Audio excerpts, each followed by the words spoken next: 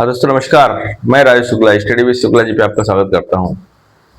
और ये मौलिक अधिकार की सीरीज में जो चला रहा हूँ आपको, उसमें ये आज आखिरी मौलिक अधिकार, वैसे तो मैंने आपको 6 मौलिक अधिकार पढ़ा दिए जो सारे नागरिकों को संविधान द्वारा प्रदत्त हैं।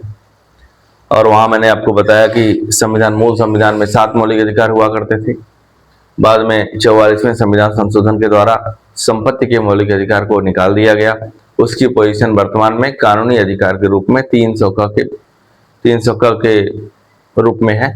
और हमने आपको जो पिछला अभी जस्ट पढ़ाया है, संवैधानिक उपचारों का अधिकार, अनुच्छेद 32, 5 प्रकार की रिटें कौन कौन सी जारी करता है, किसका अधिकार क्या है, वो सारी बातें हमने वहां बताई हैं। आज ये अनुच्छेद 33, 34, 35 ये भी इम्पोर्टेंट है। और एक बात यहाँ पे कॉमन है, इसमें जो जितने भी कानून के बारे में हम आपको बताएंगे, ये सारे कानून में अधिकार ये बताया गया है। वहां पर संविधान में यह लिखा गया है कि इन अनुच्छेद 33 में जो बातें होंगी, अनुच्छेद 34 में जो बातें होंगी और अनुच्छेद 35 में फिर उन्हीं बातों को दोबारा रिपीट किया गया है। इन सारी बातों पर कानून बनाने का अधिकार सिर्फ संसद को होगा। एक लाइन में आप ये समझ सकते हैं, अगर ये क्वेश्चन आए कि 33, 34, 35 में कही गई बातें पर कानून बनाने का अधिकार किसको है, तो ये संसद को है। तो मुझे उम्मीद है कि आप लोग लाभान्वित हो रहे होंगे। ये मौलिक अधिकार की जो सीरीज थी, मैंने उस दिन भी कहा था, आज मैं एक बार फिर से रिपीट कर रहा हूँ कि ये जो सीरीज है ये सिर्फ कंपटीशन देने वाले छात्रों के लिए ही नहीं है, अन्य उन लोगों के लिए भी है जो जानकारी रखना चाहते हैं, जो संविधान के प्रति थोड़ा सा ज्ञान अपना बढ़ाना चाहते हैं। उनकी जिज्ञासा भी शांत होगी, वो बढ़िया से अपने मौलिक अधिकारों को जानेंगे। और जानना बहुत जरूरी है क्योंकि जागरूकता बहुत आवश्यक है।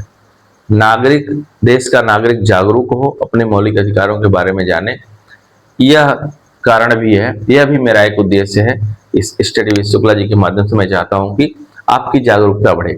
आइए अपने पॉइंट पे हम आते हैं। अनुच्छेद 33, 34, 35 आप लोगों ने जो स्नेह मुझे दिया है, अनुच्छेद 32 ये संवैधानिक उपचारों के अधिकार जो मैंने अभी रिसेंट पढ़ाया है, इसके लिए आप सभी का पहले ही हृदय से आभार। आइए शुरू करते हैं। मौलिक अधिकार अनुच्छेद 33, 34, 35। तो इसमें अनुच्छेद जो 33 है, इसमें यह कहा गया है, जैसे देखिए इसके बारे में आप ऐसे जानिए, अब तक जितने मौलिक अधिकार हैं, जैसे हमने समानता का अधिकार, स्वतंत्रता का अधिकार, शोषण के विरुद्ध अधिकार, धार्मिक स्वतंत्रता का अधिकार, संस्कृति एवं शिक्षा का अधिकार, संवैधानिक उपचारों का अधिकार, ये 6 मौलिक अधिकार हैं। ये इन अधिकारों का सर्वाधिक लाभ जो है सामान्य नागरिक को मिलता है, सिविलियन को मिलता है। लेकिन यहाँ पर यह कहा गया है कि जो हमारे सैन्य बल हैं, जो हमारे फोर्स हैं, आर्मी है और इंटेलिजेंस ब्यूरो के जो जैसे सैन्य बल हैं, मतलब जिनका काम है देश में लॉ एंड ऑर्डर मेंटेन करना, देश की व्यवस्था को सुचारू रूप से संचालित करना, जिनका काम यह है, जैसे वो आईबी हो गए, इंटेलिजेंस ब्यूरो के लोग हो गए, इंटेलिजेंस ब्यूरो के लोग हो गए, या सार्वजनिक पदाधिकारी हो गए, सार्वजनिक पदाधिकारी हो गए, ऐसे लोगों के मौलिक अधिकारों को, ये देखिए सैन्य बल है, पुलिस है, पीएससी है, जितने भी ऐसे लोग जो लोग व्यवस्था को संचालित करने में आते हैं, ऐसे लोगों के मौलिक अधिकारों को, मुझे जरा सुन के आप अपने नोट्स को बना लिया करिए, क्योंकि बातें हम लिखेंगे तो थोड़ा लंबा हो जाता है। ऐसे लोगों के सार्वजनिक पदाधिकारी हो गए, इंटेलिजेंस ब्यूरो के अधिकारी हो गए, सैन्य बल हो गए, देश की शासन व्यवस्था को सुचारू रूप से संचालित करने के उद्देश्य से ऐसे लोगों के मौलिक अधिकारों को ऐसे लोगों के मौलिक अधिकारों में संसद कटौती कर सकती है, ये भी कर सकती है। मौलिक अधिकारों में संसद कानून बनाकर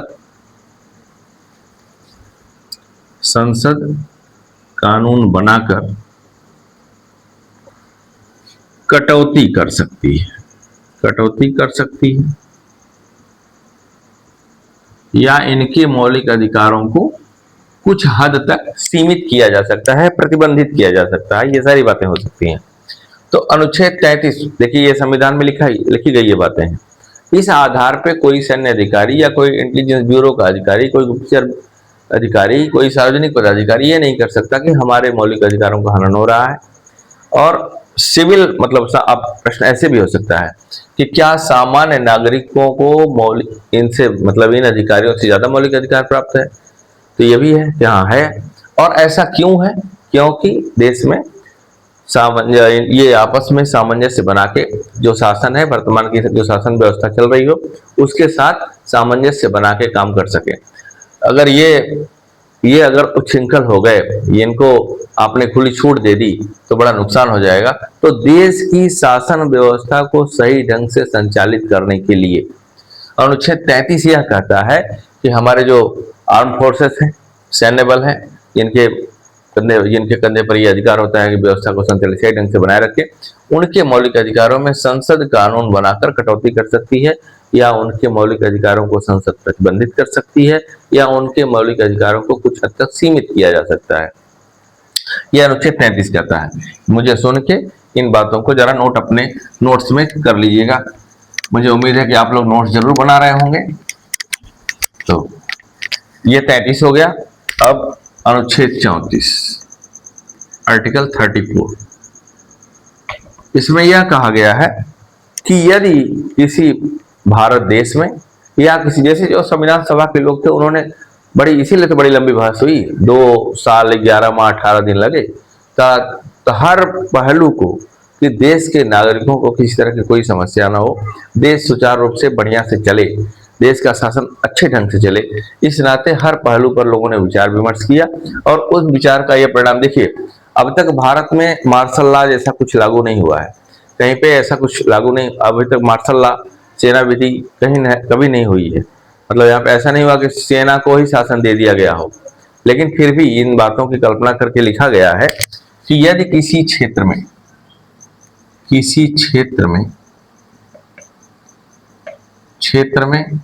या भारत में लिख सकते हैं, इस क्षेत्र में राज्य में सेना विधि लागू हो, सेना विधि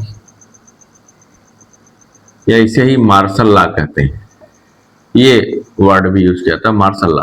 मार्शल लॉ अपने पड़ोस में अक्सर लगता है, आप लोग सुनते रहे होंगे, मार्शल लॉ लागू, सेना विधि लागू हो।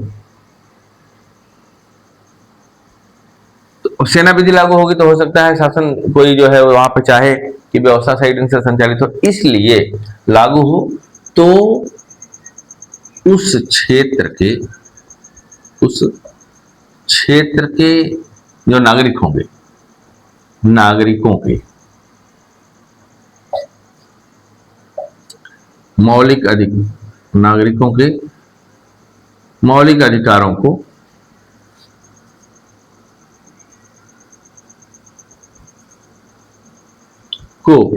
स्थगित किया जा सकता है, एक बात तो ये हो गई, ये पहली बात हो गई, किया जा सकता है, स्थगित किया जा सकता है। ये हो गया कि वहां भाई सेना विधि लागू होगी, हो सकता है शासन व्यवस्था संचालित करने के लिए सरकार को लगे ऐसा है, इस पर भी संसद ही कानून बनाएगी। साथ ही साथ यह होगा कि जिन मौलिक अधिकारों, नागरिकों के मौलिक अधिकारों का जो नुकसान होगा उसकी क्षतिपूर्ति, जब वो व्यवस्था खत्म हो जाएगी, मान लिया मार्शल लॉ कुछ समय के लिए लागू कर दिया गया, सब काल्पनिक बातें हैं, बहुत होती नहीं, भारत में तब तक हुआ नहीं है। क्षतिपूर्ति के लिए उनका मौलिक अधिकारों का जो नुकसान होगा, मौलिक अधिकारों के नुकसान का जो कंपनसेशन है, क्षतिपूर्ति है, संसद कानून बनाकर करेगी, संसद कानून बनाकर क्षतिपूर्ति करेगी कह सकते हैं, संसद कानून बनाकर उनकी क्षतिपूर्ति करेगी। दो बातें, एक तो जिस समय मार्शल लॉ लागू हो, सेना विधि लागू हो, उस समय नागरिकों के मौलिक अधिकार को, उस क्षेत्र विशेष के नागरिकों के मौलिक अधिकार प्रतिबंधित किए जा सकते हैं, स्थगित किए जा सकते हैं। और यहाँ पे उसके बाद भाई उनके मौलिक अधिकारों का हनन होगा, उनका नुकसान होगा, तो उसकी क्षतिपूर्ति संसद करेगी, उसके नुकसान की भरपाई संसद करेगी। ये अनुच्छेद 34 में है। तो 33 में क्या है, सैन्य अधिकारियों के मौलिक अधिकार प्रतिबंधित किया जा रहा है। 34 में क्या है कि अगर मार्शल लॉ कहीं पर लागू हो तो उस क्षेत्र विशेष के नागरिकों के मौलिक अधिकार उस समय तक सीमित किए जा सकते हैं, स्थगित किए जा सकते हैं। साथ ही साथ जो उनका नुकसान होगा उसकी क्षतिपूर्ति की जा सकती है। संसद कानून बनाकर उसकी क्षतिपूर्ति करेगी, की जा सकती है, क्या करेगी। और ये है देखिए अनुच्छेद 35। अनुच्छेद 35 में लगभग बातें दोहराई गई हैं, लेकिन ये भी बड़ा इंपॉर्टेंट है। यहाँ हम आपको 2-3 बातें, अनुच्छेद 35 देखिए हमने आपको पढ़ाया था। अगर आप लोगों ने पढ़ा होगा तो, नहीं पढ़ा होगा तो मुझे मेरी गुजारिश है आपसे कि उसे जाके पढ़ लीजिएगा। अवसर की समानता हमने एक वो है पढ़ाया था, समानता के अधिकार में अनुच्छेद 16 पढ़ाया था। अनुच्छेद 16(3) में यह कहा गया है कि वहां पे हमने आपको एक उदाहरण दिया था कि भाई किसी क्षेत्र विशेष के नागरिकों को अगर लगे, सरकार को ऐसा लगे, उस राज्य को ऐसा लगे कि इस क्षेत्र के नागरिकों को कुछ विशेष सुविधाएं दी जाए नौकरियों में निवास के आधार पर,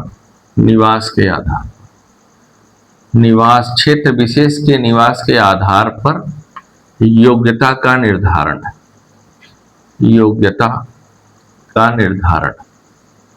जैसे वहां हमने आपको बताया था, अगर आप लोगों ने पढ़ा होगा तो, नहीं पढ़ा होगा तो भी जान लीजिए। वहां हमने बताया था कि कर्नाटक में एक क्षेत्र है गुलबर्ग, बीदर इत्यादि क्षेत्र, उस क्षेत्र के निवासी थोड़े पिछड़े लोग थे, तो उस क्षेत्र को नौकरियों में उनका प्रतिनिधित्व हो सके, इसलिए राज्यपाल लिख के दिया, राज्यपाल को ये अधिकार दिया गया था कि नहीं आप कानून बनाइए। लेकिन तो मतलब इस पर निवास के आधार पर योग्यता के निर्धारण करने का अधिकार उस क्षेत्र को तभी मिलेगा, उस राज्य को तभी मिलेगा जब इस पर संसद कानून बनाए। अर्थात ऐसे विषय पर अनुच्छेद 35 में लिखा गया है, तो वहां भी लिखा गया है, लेकिन अनुच्छेद 35 में दोबारा यह बातें लिखी गई हैं कि ऐसे विषय पर कानून बनाने का अधिकार संसद को है, न कि उस राज्य विशेष को है, संसद को है। मतलब योग्यता का निर्धारण संसद ही कर सकती है, संसद ही कर सकती है, या ऐसे विषय पर कानून बनाने का अधिकार संसद को है, न कि कुछ उस राज्य, भले वो किसी भाई संसद कानून बनाया कि देश के किसी राज्य में ही लागू होगा। आप भले वहां पे सर्वेक्षण करके बताएंगे कि इस क्षेत्र विशेष के लोग पिछड़े हैं, जैसे हमने वहां पे बताया गुलबर्ग बीदर का जो इलाका है वहां के लोगों को जो है अधिकार दिया गया था, आरक्षण दिया गया था। नौकरियों में आरक्षण की बात की गई थी कि निवास के आधार पर योग्यता का निर्धारण अगर करना है तो वह संसद ही करेगी, न कि कोई राज्य करेगा, हमने वहां बताया है। और 35 में यह बातें दोबारा लिखी गई हैं। प्रश्न दो तरह से बन सकते हैं, एक वहां बन सकता है, एक यहाँ बन सकता है कि ठीक ऐसी ही बातें कहां पर लिखी गई हैं। और अभी रिसेंट हमने जो आपको बताया, एक जो है अनुच्छेद 32 में हमने आपको पढ़ाया होगा, अगर आपने पढ़ा होगा संवैधानिक उपचारों का अधिकार, तो 32(3) में क्या है, कहा गया है कि भाई सुप्रीम कोर्ट रिट जारी करता है 5 प्रकार के। यदि आपके इन 5 मौलिक अधिकारों का हनन हो, मौलिक अधिकारों का नुकसान हो, तो उस मौलिक अधिकार की रक्षा के लिए न्यायपालिका स्पेशली सुप्रीम कोर्ट 5 प्रकार की रिटें जारी करता है, जो हमने आपको बताया है। बंदी, फिर रिपीट कर दे रहा हूं, बंदी, प्रत्यक्षीकरण, परमादेश, प्रतिषेध, उत्प्रेषण और अधिकार परीक्षा, ये 5 प्रकार की रिटें सुप्रीम कोर्ट जारी करता है। लेकिन यदि, चूंकि भाई अन्य न्यायालय भी, हाई कोर्ट और अन्य न्यायालय भी अगर रिट जारी कर सकते हैं, तब जब संसद कानून बनाकर, मतलब संसद उनको यह, संसद यहां भी वही बात, संसद कानून बनाकर हाई कोर्ट एवं अन्य न्यायालयों को, कोर्ट कह सकते हैं, कोर्ट्स को यह अधिकार दे सकती है कि आप भी रिट जारी करिए। हमने वहां बताया भी था कि हाई कोर्ट की अधिकारिता रिट के मामले में अधिक है, क्योंकि हाई कोर्ट क्या है, मौलिक अधिकारों के अलावा कानूनी अधिकारों पर भी वो जो है रिट जारी कर सकता है। तो ये 16(3) हो गया, 32(3) हो गया। समझ में बात आ रही है ना मेरी? नहीं समझ में आएगी तो आप लोग जरा कमेंट करिएगा, बताइएगा। देखिए फिर से मैं एक बार रिपीट कर दे रहा हूँ। 32(3) में वैसे तो सुप्रीम कोर्ट रिट जारी करेगा 5 प्रकार की रिट, लेकिन सुप्रीम कोर्ट केवल मौलिक अधिकार से संबंधित बातों पर ही रिट जारी करेगा। हाई कोर्ट भी रिट जारी कर सकता है मौलिक अधिकार पर, अन्य कोर्ट भी उस पर रिट जारी कर सकते हैं कानूनी अधिकारों पर, लेकिन तब जब संसद कानून बनाए। अर्थात संसद को यह अधिकार है कि वो अन्य कोर्ट को भी यह अधिकार दे कानून बना के कि आप जो है नागरिकों के मौलिक अधिकार की रक्षा के लिए रिट जारी कर सकते हैं। ये 32(3) हो गया, 16(3) हो गया। और अभी आपको जो है अभी अनुच्छेद 33 बताया हमने आपको। 33 में क्या बताया? बताया अभी कि भाई सैन्य विधि लागू हो, कहीं मार्शल लॉ लागू हो, तो वहां पर जो है, अगर नागरिकों के अधिकारों को, मौलिक अधिकारों को यदि प्रतिबंधित करना हो, स्थगित करना हो, तो संसद ही कानून बनाएगी। और 34 में भी यह मैंने कहा कि यदि, सॉरी 33 में यह कहा कि, सॉरी अभी, सैन्य अधिकारियों को या सार्वजनिक अधिकारियों को के मौलिक अधिकारों को प्रतिबंधित किया जा सकता है, इसके लिए भी संसद कानून बनाएगी। और 34 में यह कहा गया कि यदि मार्शल लॉ कहीं पे लागू हो, किसी क्षेत्र विशेष में मार्शल लॉ लागू हो, सेना विधि लागू हो, तो वहां पर भी कानून बनाने का अधिकार संसद को होगा। 4 बातें। 16(3) के लिए कानून बनाएगी संसद, न कि राज्य बनाएगा। का 32(3) में भी कानून बनाएगी संसद, ना ही कोई राज्य बना सकता है। और बाकी 33 में भी, 34 में भी। इस तरह 33, 34, 35 भी बहुत इंपॉर्टेंट है। बातें तो बड़ी छोटी छोटी हैं, लेकिन बड़ी इंपॉर्टेंट है। आप लोग थोड़ा मुझे ध्यान पूर्वक सुनकर इन बातों को अपने नोट्स में नोट कर लीजिएगा, और जो है इसका ज्ञान, आप अपना ज्ञान बढ़ाएं मुझे सुनकर। तो आपने मुझे ध्यान पूर्वक सुना, अपना आप लोगों ने समय दिया, मेरा समर्थन आप लोग लगातार कर रहे हैं, मेरे ऊपर स्नेह बनाए हुए हैं। इन बातों के लिए आपको एक बार फिर से बहुत बहुत धन्यवाद। Thank you.